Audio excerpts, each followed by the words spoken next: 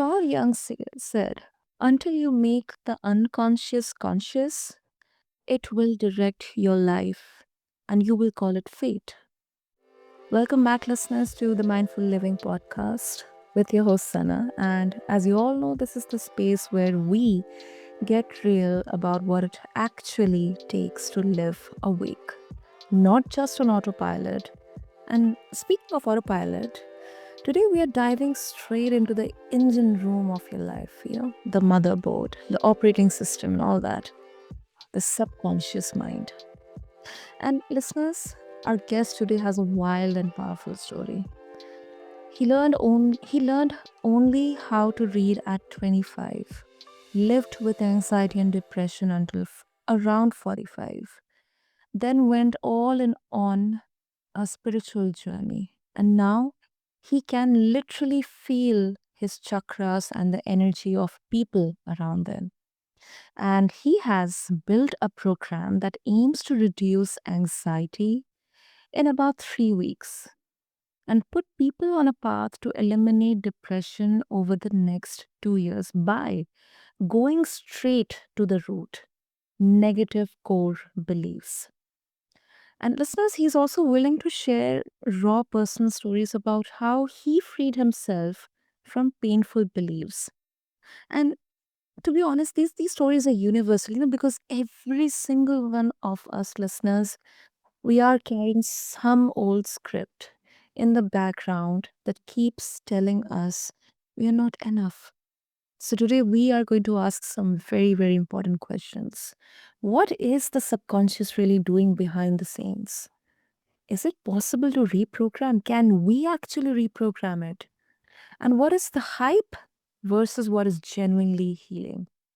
So, if you are listening with anxiety sitting in your chest or depression that feels like this heavy blanket you cannot shake, or you are on your spiritual path and you are like, am I fine? Am I crazy? Or is this energy thing real? Or is it all woo woo? You are in the right room, my friend. So, listeners, meet my incredible guest, Mike Wood. Mike, welcome to the Mindful Living, and I'm really, really excited to have you here with us. Oh, thank you, Sam. I'm so excited to talk to you and your listeners today. Thank you for having me. Absolutely. Mike, I mean, you learned how to read at 25. You lived with anxiety and depression for about 20 more years after that. Um, like on paper, of course, it is heavy, but then it is easier said than done. So in real life, like when you look back right now, through everything you know about the subconscious, what do you see was actually happening inside you back then? You know, when you relate it to the reading, um, it was a big deal because the way the subconscious mind works is it creates a negative core belief that you live by until it gets rewritten. You know, most people aren't broken. They're just running off of old subconscious programming that belongs to a younger version of themselves. And I try to teach people now how to rewrite that programming so they can finally find peace and clarity and purpose, maybe for the first time in their lives. Because for me, when I was 45 years old, 48 years old, I kind of went on this journey when I was 45, but about 48 is when I finally started to feel that freedom from a negative core belief that was created when I was 5 years old in kindergarten. And when I realized that I couldn't read at the same level as all my classmates, they were trying to teach me how to spell my name. They were trying how to write Michael, and I couldn't do it. And I realized that my teacher was getting frustrated with me. And at that moment, I got into an elevated emotional state, and clear intention is what got programmed.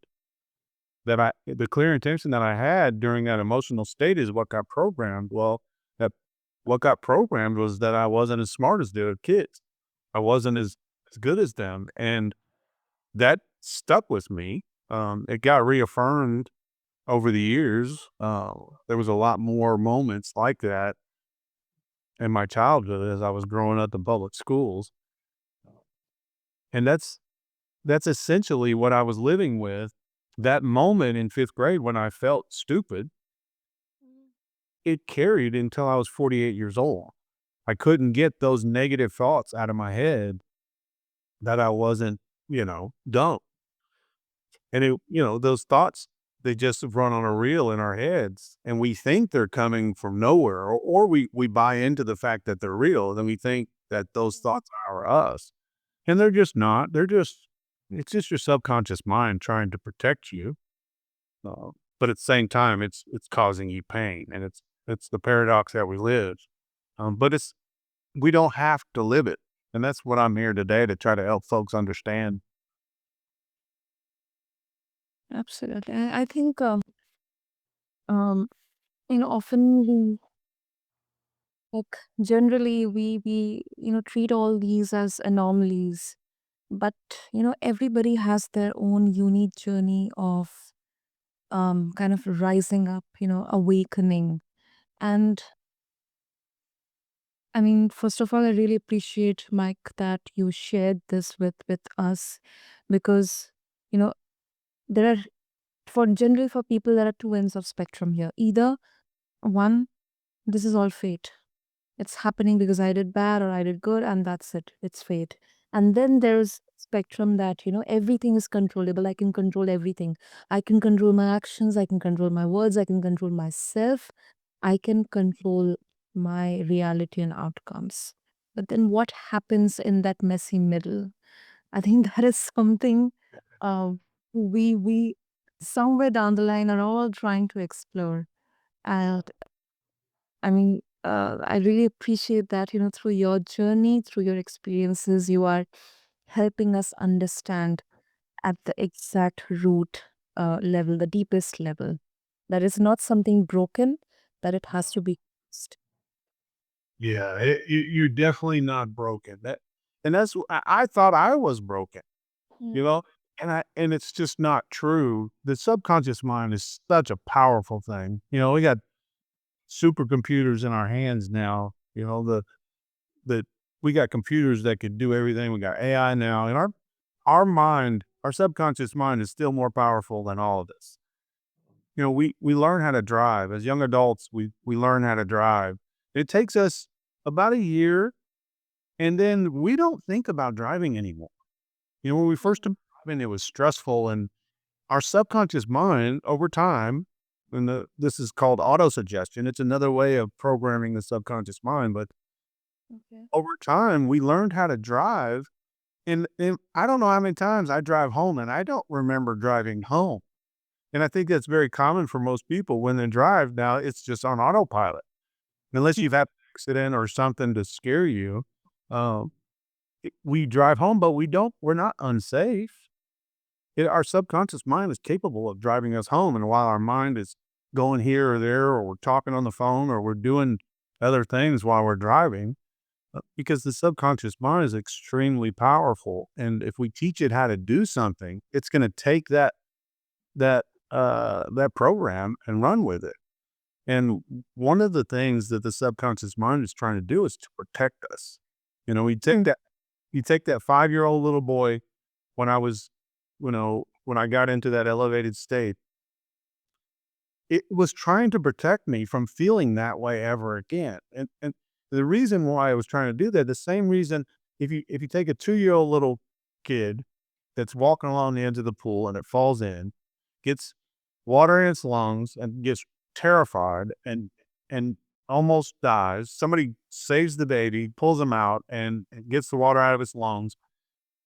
The subconscious mind is designed to make that a fearful moment and impress upon that child again, to where a week from now or a month from now or a year from now, to recognize that that water is dangerous, to get away from that pool so it doesn't fall in again and drown.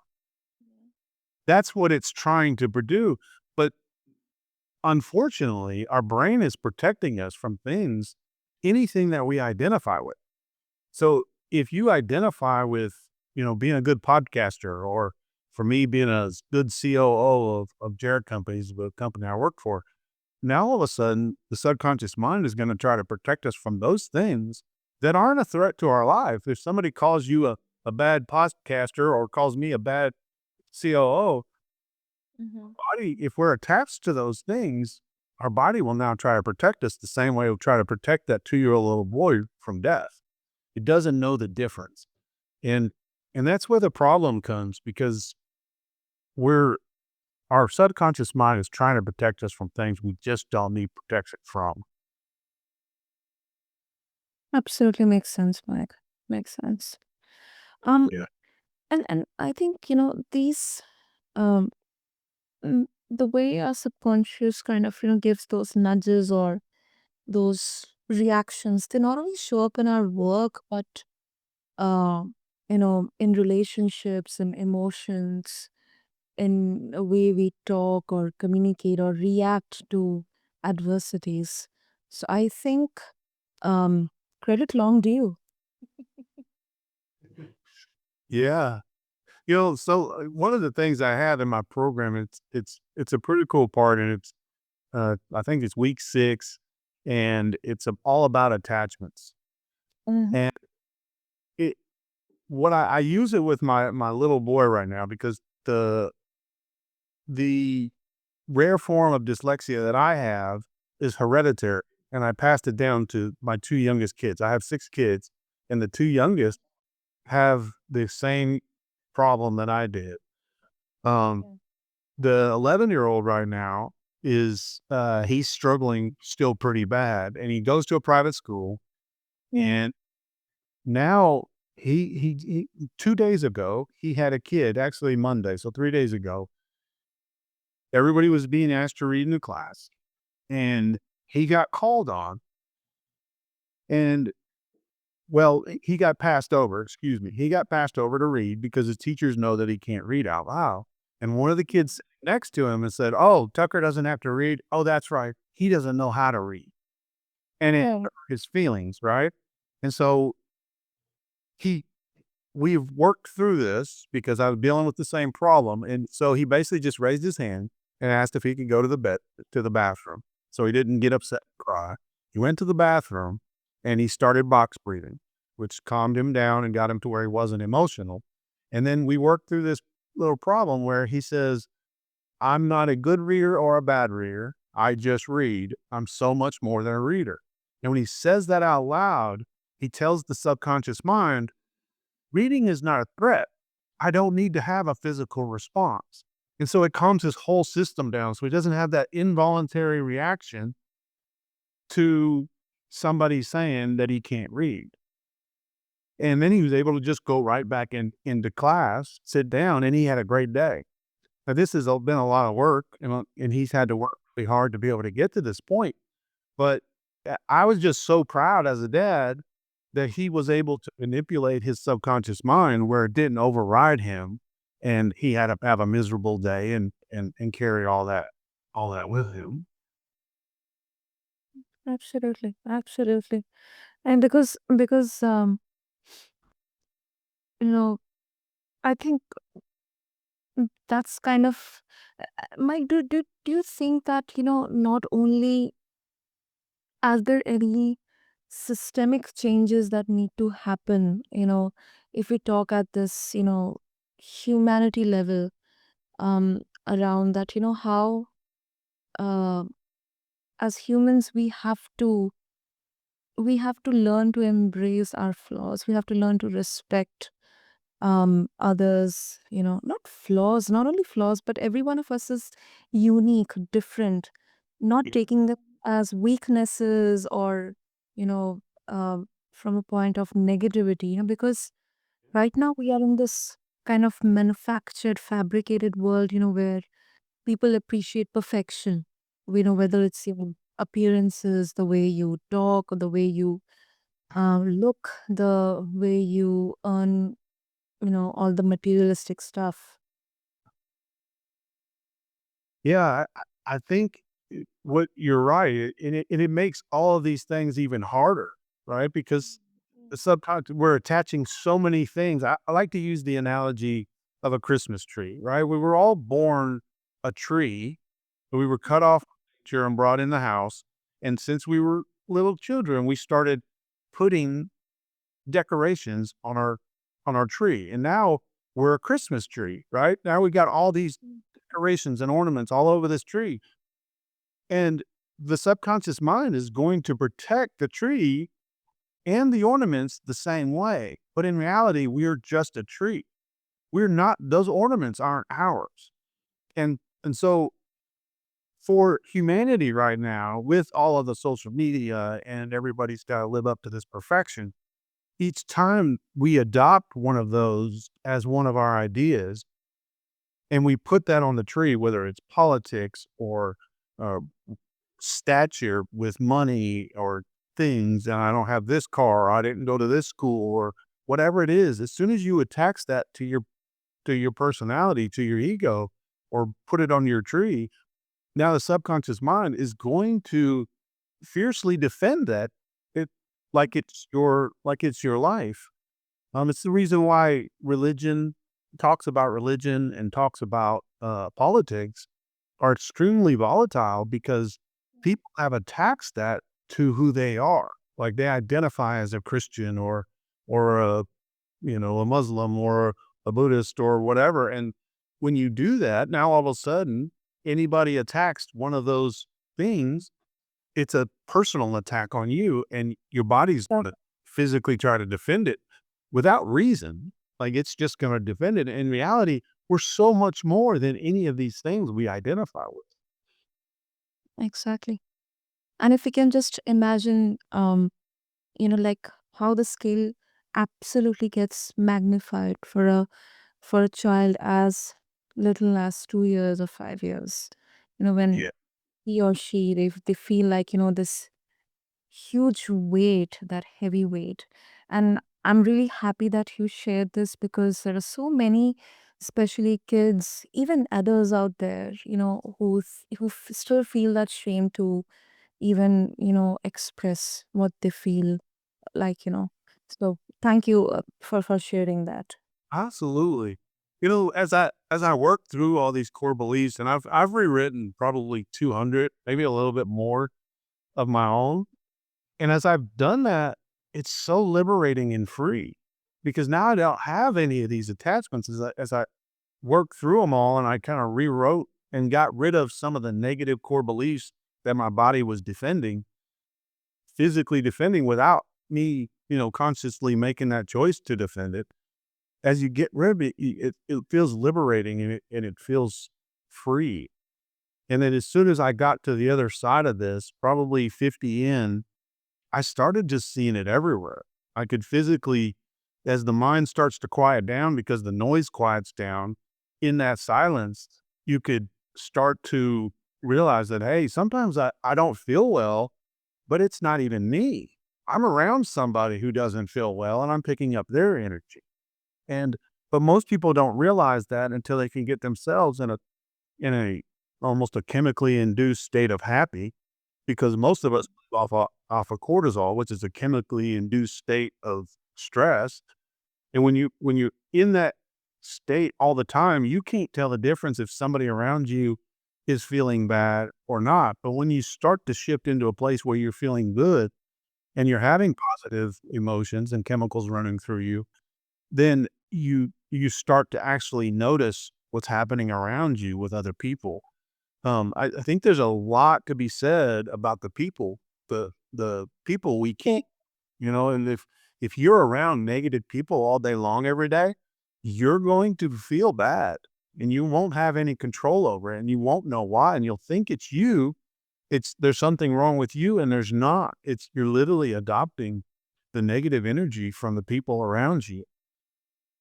And in return, everybody's been around that person who's just so happy all the time, and when you're around them, you feel because it goes that way too.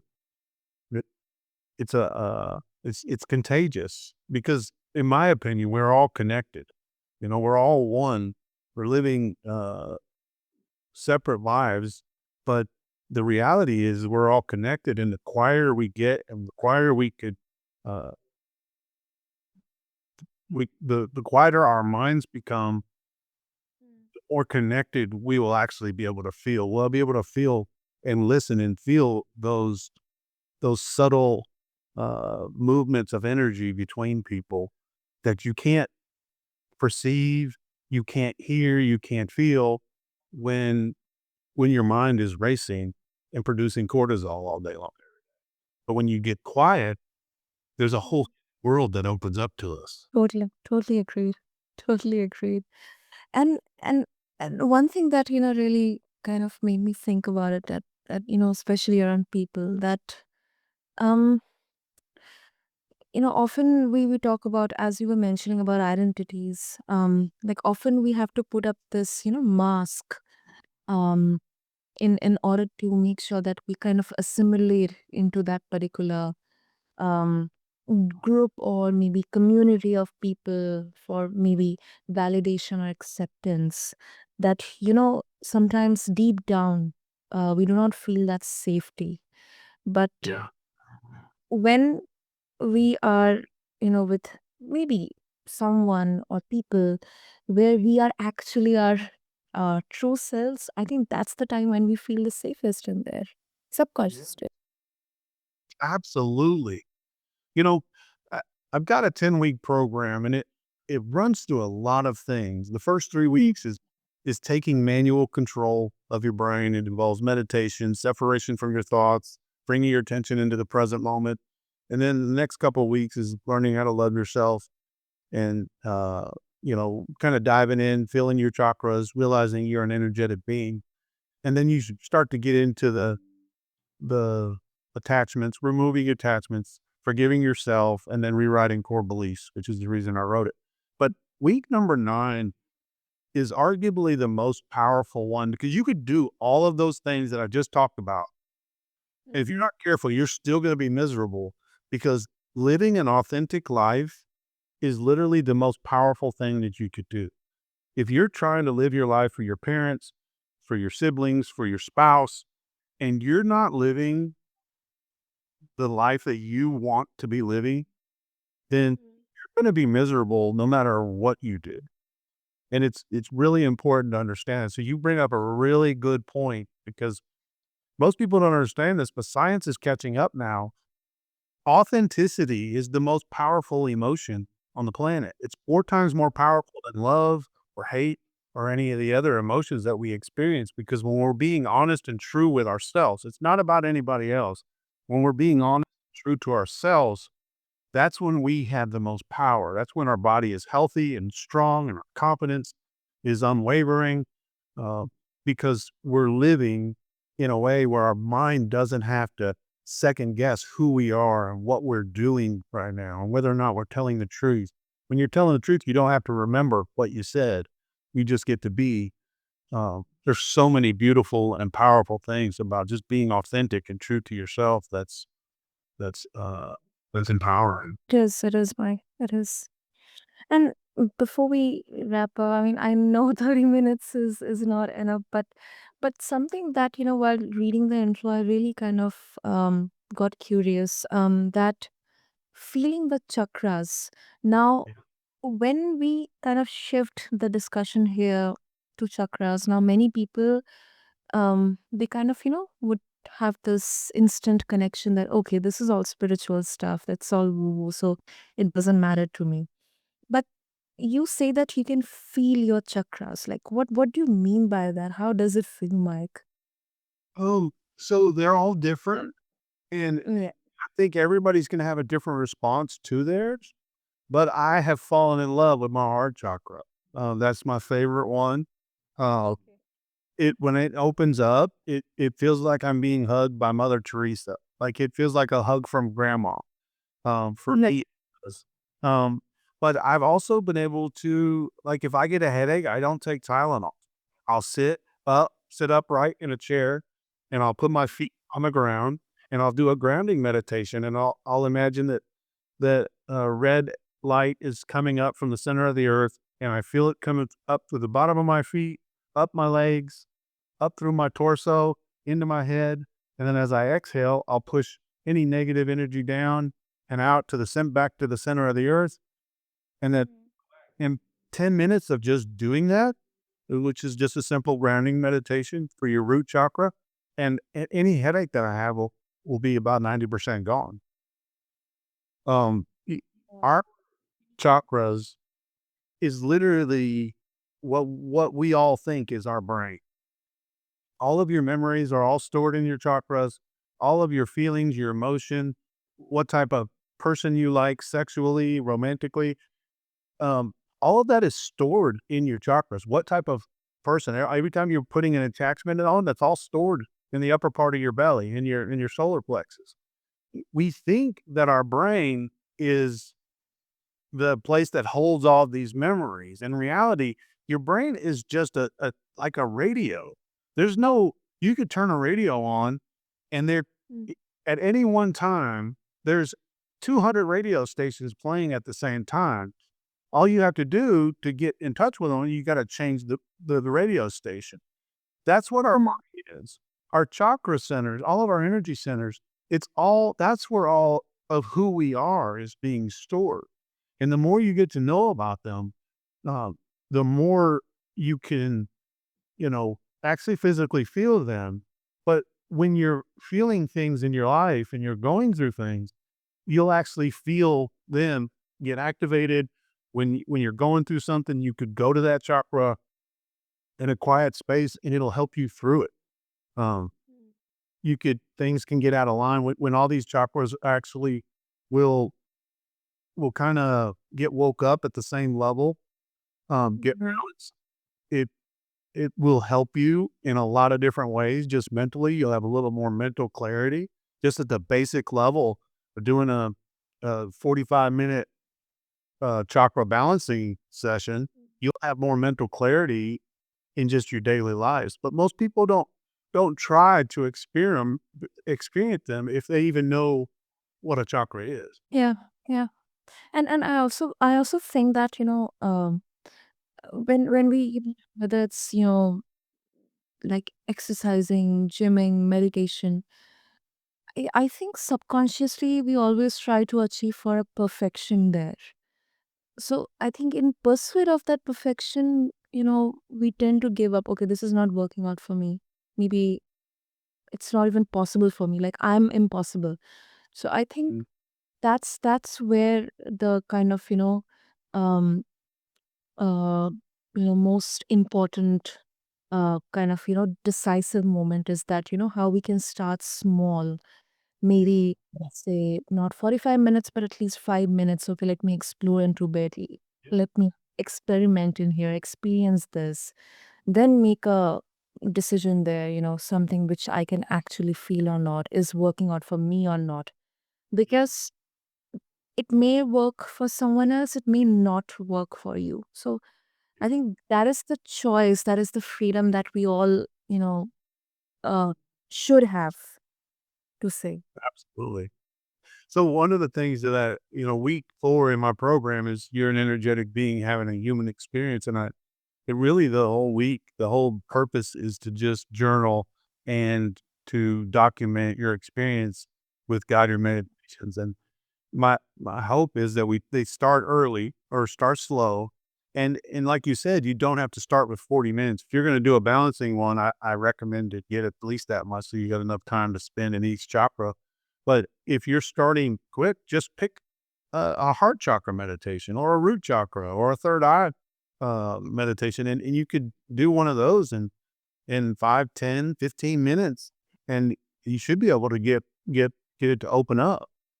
Um, and you can start slow, uh, but it's like running a marathon. If you set out and said, "You know what? I'm gonna run a marathon," it would take it would take you a year, maybe 2 years to go from never running at all and being out of shape to actually being able to run a marathon 2 years from now.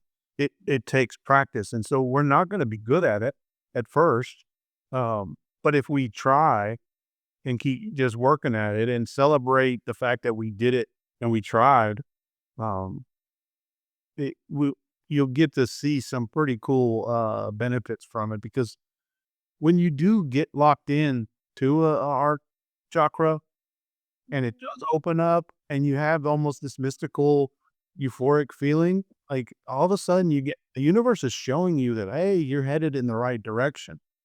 And maybe chakra meditations is not for you. There's so many meditations that are out there that are life altering. I teach people a pranayama meditation where it lasts for 30 minutes. And the first 15 minutes, you're hyperventilating and all of your anxiety comes up. And with it, somewhere around the 10 to 15-minute mark, it's like going through a cloud. And all of a sudden, when you get to the other side of it, poof, all of your fear and anxiety is gone. And you'll continue on for another 15, 20 minutes and you won't have any fearful thoughts. You can't have any fearful thoughts. It's one of the coolest breathing techniques that I've ever done, and it puts you in an altered state to where you're free of fear for a while. And most people can't ever experience that unless they're drug induced with alcohol or drugs or something. But Mm. we're capable of actually doing that to ourselves just by altering our breath. Absolutely makes sense, Mike. Mike, I think our listeners will be so much now eager to get started on this. And if they would like to connect with you, seek more wisdom, and get access to all your resources, your framework, what would be the easiest way? So to reach out to me at my website, um, learntolovebeingyou.com. And if you're just curious about the whole thing, just set up a quick free call. You can get on a phone call with me for free. We can talk for 10, 20, 30 minutes, and we could talk about what's going on in our life. I could explain the program, um, and we could kind of connect and see, because everybody is different. You know, program is designed to help people in different ways. Beautiful, beautiful. Listeners, so I'll make sure that all the links are mentioned and present in the show notes. So just check out the same along with this episode on your favorite podcast platform. And if if something in this episode poked at a sore spot, please take care of yourself after listening. Maybe do box breathing, or maybe take a deep breath, drink some water, maybe write down one core belief that you suspect is running your life, and then ask yourself, who would I be without this sentence? And if you are in a really dark place with anxiety or depression, um, this podcast is not a replacement for professional help. Please reach out to a therapist or a doctor or a trusted support line in your area, because you do not have to climb that mountain alone. And Mike, I couldn't. I mean, I cannot thank you enough, because you have been very honest about your journey, about the decades of anxiety and depression, and the courage it took to face those core beliefs one by one. So I think your story, it gives people a very unpolished kind of hope. Um, because I mean, it can be hard, but it will take time, and we can still change. So thank you so much, Mike. Thank you for having me. It's been a pleasure. Absolutely. And thank you to all the listeners for tuning into this episode. If you found value in this conversation, and if you resonate with Mike, please do check out his website and the resources. Connect with him, book a call with him, refer to the show notes, and also share this episode with one person who needs a reminder that they are not their thoughts, not their past, not their subconscious script. I am Sana, and this is Mindful Living.